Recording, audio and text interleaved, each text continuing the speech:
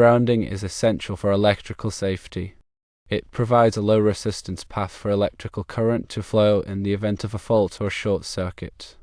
This protects individuals from electrical shock and prevents damage to electrical equipment.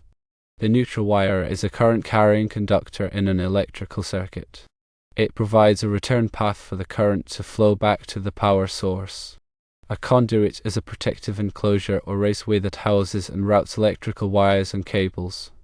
It provides physical protection from damage and environmental hazards. You cannot connect a ground wire to a neutral wire and ground an outlet from the conduit. This is because the ground wire and the neutral wire serve different purposes. The ground wire is intended to provide a safe path for fault current to flow back to the source, tripping a breaker and energizing the circuit. The neutral wire is intended to carry the normal return current from the load. Connecting the ground wire to the neutral wire can create a dangerous situation, as it can cause the ground wire to become energized. This can lead to electrical shock if someone comes into contact with a grounded object. Grounding an outlet through the conduit alone is also not sufficient. While the conduit can provide some degree of grounding, it is not a reliable grounding path. The conduit may not be properly connected to the electrical panel, or it may be corroded, which can increase the resistance of the grounding path. For proper grounding, a dedicated ground wire must be run from the outlet back to the electrical panel and connected to the grounding bus. It is important to follow all applicable electrical codes when wiring an outlet. These codes are designed to protect individuals from electrical shock and prevent damage to electrical equipment. Improper wiring can create a dangerous situation and should be avoided. Relying solely on conduit for grounding is insufficient. The National Electrical Code, or NEC, provides specific requirements for grounding electrical systems. Firstly, all electrical equipment must be properly grounded. This includes outlets, appliances, and lighting fixtures. Grounding provides a low impedance path for fault currents to return to the source, minimizing the risk of electric shock. Secondly, the grounding conductor must be sized appropriately for the circuit it serves. The size of the grounding conductor is determined by the size of the circuit conductors. Using an undersized grounding conductor can limit its effectiveness and increase the risk of electrical hazards. Thirdly, the grounding conductor must be properly connected to the grounding electrode system. The grounding electrode system typically consists of a ground rod, a metal water pipe, or a concrete encased electrode.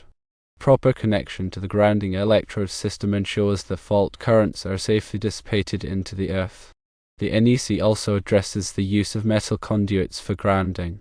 While metal conduits can provide a path for ground fault current, they are not always a reliable grounding means on their own. Supplementing conduit with a dedicated grounding conductor is often required, especially for sensitive electronic equipment. Improper grounding can have serious consequences, including electric shock, fire hazards, and equipment damage. Firstly, electric shock can occur when a person comes into contact with an energized surface that is not properly grounded. The severity of the shock depends on the amount of current flowing through the body and the duration of the contact. Secondly, fire hazards can arise from ground faults that are not quickly cleared. When a ground fault occurs, current flows through unintended paths, generating heat. If the heat is sufficient, it can ignite nearby combustible materials. Thirdly, equipment damage can result from voltage surges and transients caused by improper grounding. Voltage surges can damage sensitive electronic components, leading to equipment failure and downtime. To ensure proper grounding, it is essential to follow the NEC and other applicable electrical codes. Consulting with a qualified electrician is also recommended, especially for complex wiring projects. Here are some additional points to consider regarding grounding and wiring practices. Firstly, never connect a ground wire to a neutral wire at an outlet. This can create a parallel path for neutral current, which can lead to nuisance tripping of circuit breakers and potentially energize the ground wire. Secondly, use the correct type of wiring for the application. For example, non-metallic sheaths cable, or NM cable, is commonly used for residential wiring, while metal clad cable, or MC cable, is often used for commercial wiring. Thirdly, ensure that all wiring connections are tight and secure. Loose connections can create resistance, which can generate heat and potentially cause a fire. Fourthly, protect wiring from physical damage. Run wiring through conduit or other protective enclosures where it is exposed to potential damage. Fifthly, label all circuits clearly. This will make it easier to identify and troubleshoot electrical problems in the future. Sixthly, use a multimeter to test circuits for proper voltage and continuity. This can help identify potential wiring problems before they become serious hazards. Seventhly, if you are not comfortable working with electricity, hire a qualified electrician. Working with electricity can be dangerous, and it is important to take precautions to protect yourself and others. The importance of proper grounding cannot be overstated.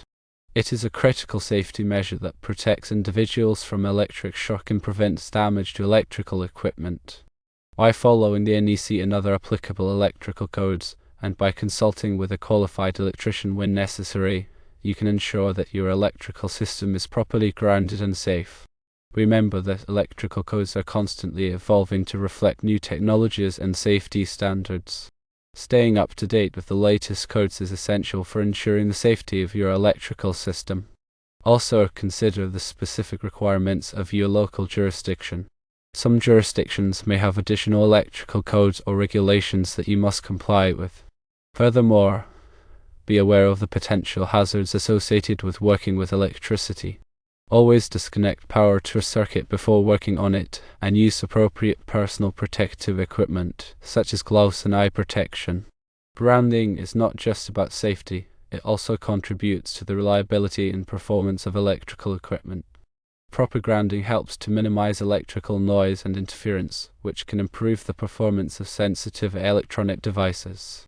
In addition, grounding helps to protect equipment from damage caused by voltage surges and transients.